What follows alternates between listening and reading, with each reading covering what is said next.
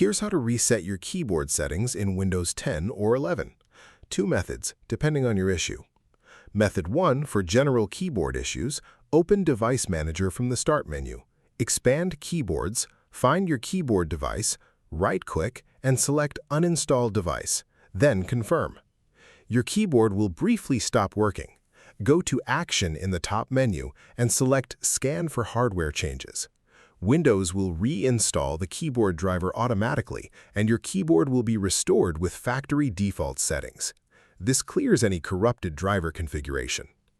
Method 2, for layout or symbol issues, if specific characters like the @ sign are appearing in the wrong place, it is almost always a keyboard language mismatch. Open Settings, then Time and Language, then Language and Region. Click the three dots next to your current language and select Language Options, then Keyboards. Add the correct keyboard layout for your region, for example, UK English or US English. Remove the old layout. Add the correct one fresh. This effectively resets the keyboard layout to match your physical keyboard correctly. If this helped you out, hit that subscribe button for more straight-to-the-point tutorials on Step by Click.